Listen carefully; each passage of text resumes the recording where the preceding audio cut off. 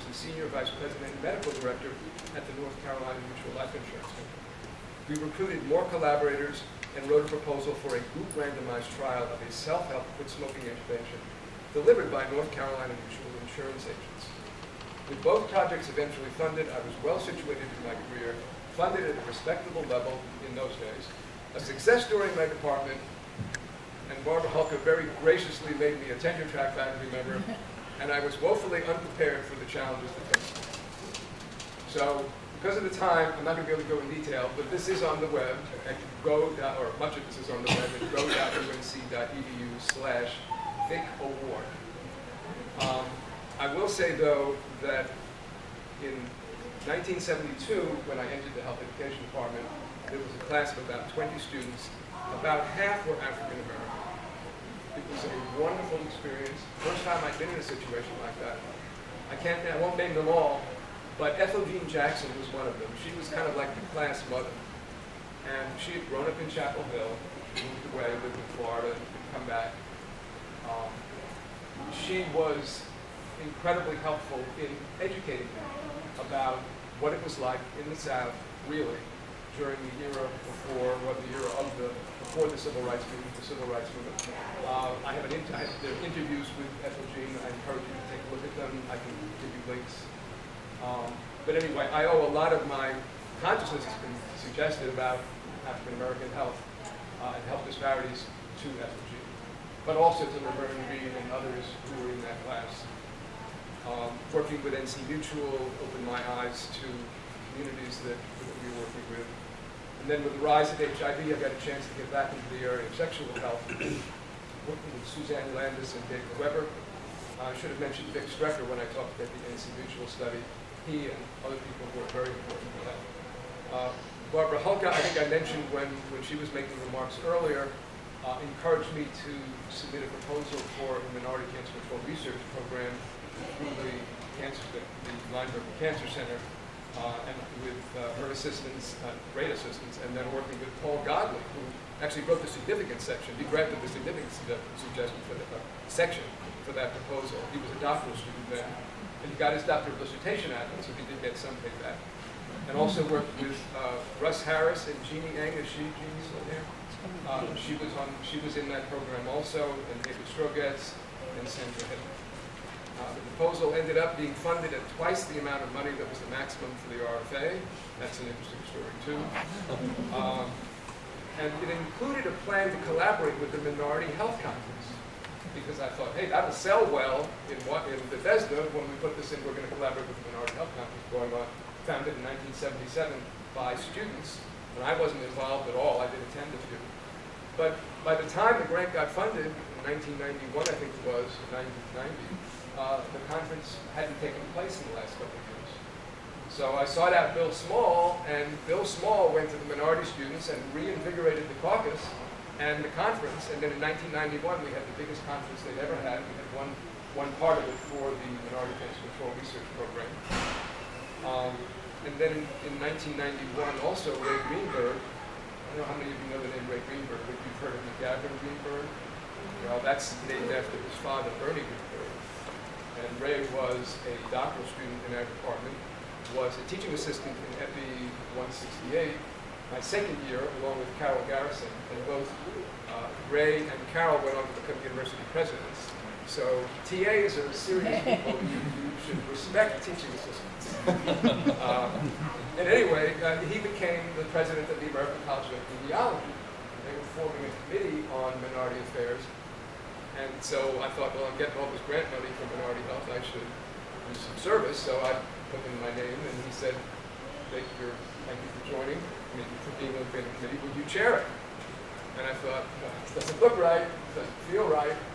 So I called Sherman James, who was going to be on the committee also. And I said, Sherman, you want to chair this committee, don't you? He said, no, Vic, you chair it, because you'll do what we tell you to do, and we won't have to put the time in. So I said, well, on that basis, I'll be happy to chair. So I became the founding chair of the Committee on Minority Affairs of the American College of Epidemiology. We drafted a statement of principles on epidemiology of minority populations. Still a very good statement. Unfortunately, of course, as so many of these statements, it has not been followed over the almost 30 years since then. That year was also the year of a conference by the American College of Epidemiology called Morbidity Mortality Gap. Is it race or racism? It was planned by Gladys Reynolds, Bill Jenkins, and I think Sherman made it on that committee also, and others, David Williams. Very powerful presentations. I'm going to skip over this because this is detailed in a chapter that's coming out in a book that Chandra Ford, who is a PhD doctor, a graduate from the Health Behavior Department and was a keynote at the Minority Health Conference a year ago. She has a new APHA published book coming out, and there's a chapter by Bill Jenkins and me, and Diane Rowley, for that matter, and Chandra, with some of this history. So, let me skip that.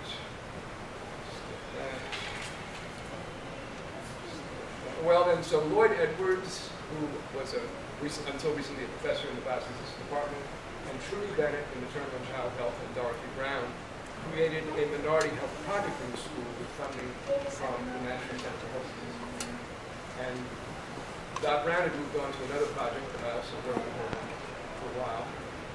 And Trudy Bennett didn't want to take on the leadership, and Lloyd Edwards asked me if I would be on this project, and then he went to Duke and asked me if I would take it over.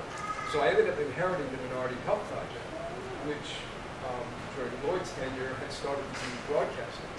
And with that experience, and OJ, many of you heard before, OJ said he came down to broadcast it. With that experience, I can see the power of broadcasting, and so I encouraged the Minority Health Conference, done by the students, to webcast their keynote lecture so they could reach a national audience. And that was the beginning of now 19 years, I think it was, of broadcast, maybe even longer. So, let's see.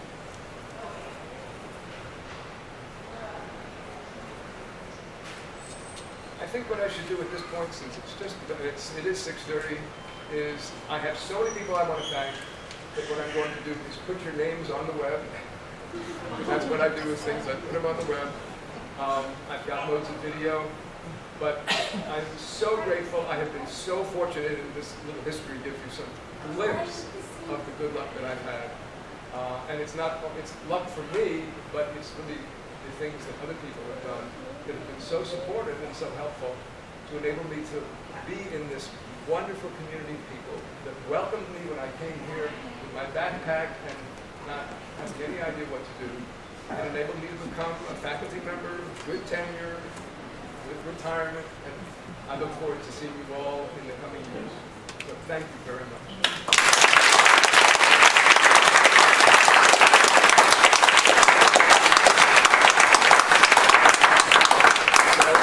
Everybody a party favor because I was told I could continue to use my office if I cleared it out.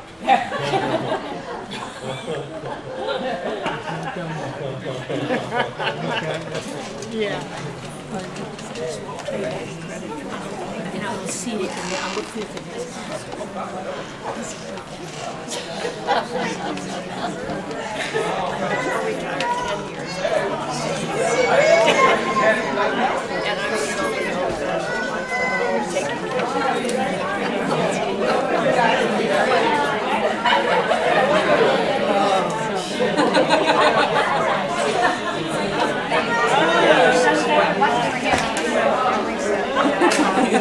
But I remember that it was fun hearing them at 9.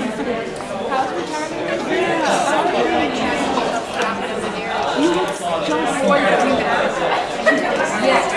I just want to tell you, nice to meet you. Oh, yes, pleasure to meet you. Okay.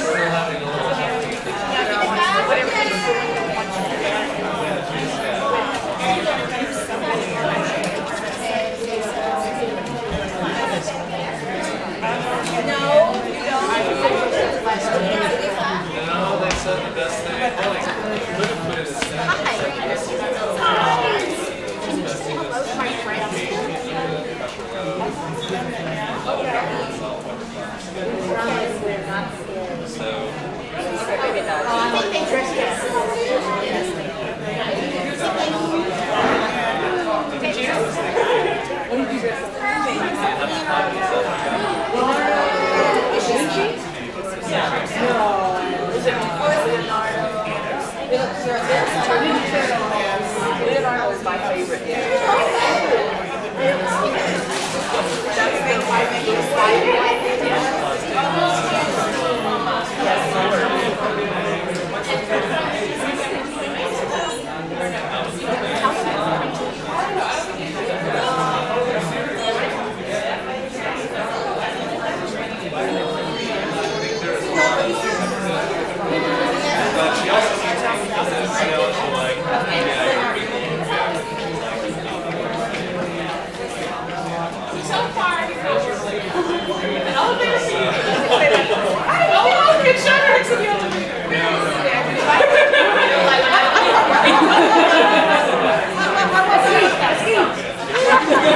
What's your chance?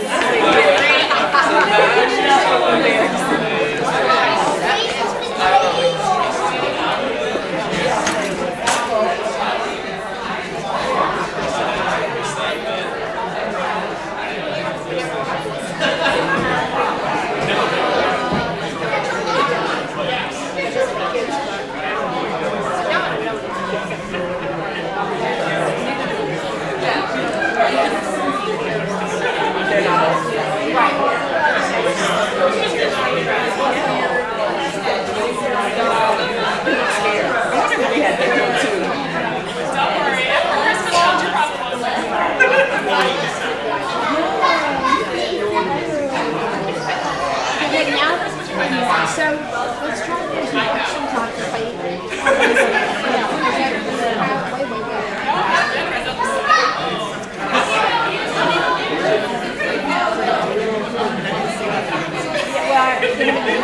Oh, yeah.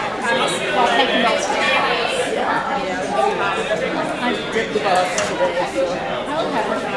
Yeah, I snuck in the back parking lot. Take the letter. She's working as a temp right now. Her energy services over the children. So she was temping at the chancellor's office.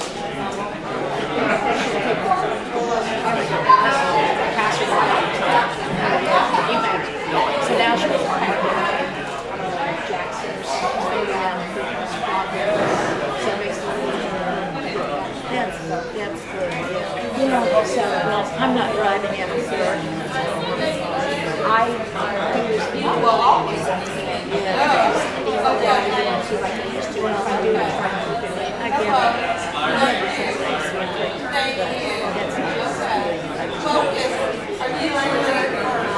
And I have no competition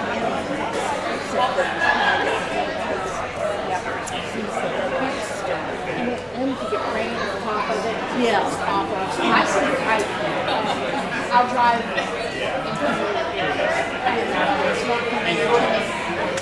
Yeah, I did that.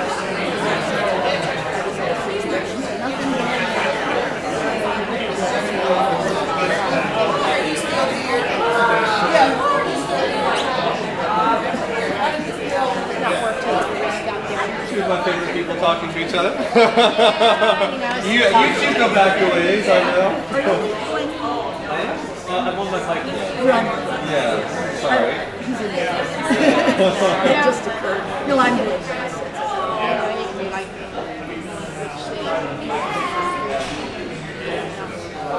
Just hop in the little party here. do the bus. Give my love to Caroline. Good to see you. Yeah. Keep those students. They're not as good as the students that used to be. Hey, I told them they would do that.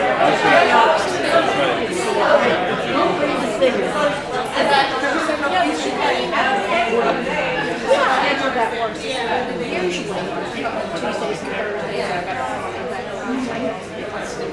yeah, well, those are pretty good days. Well, Thursday. Thursdays I go to the gym class. No, I do a gym class Thursday morning, but it's not Thursday.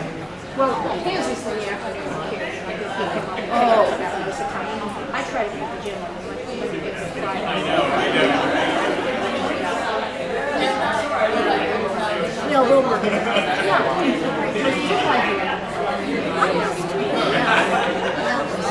Even though I was very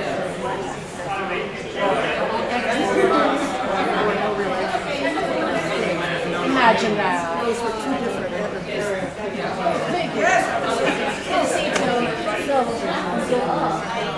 Yeah. Because you're educating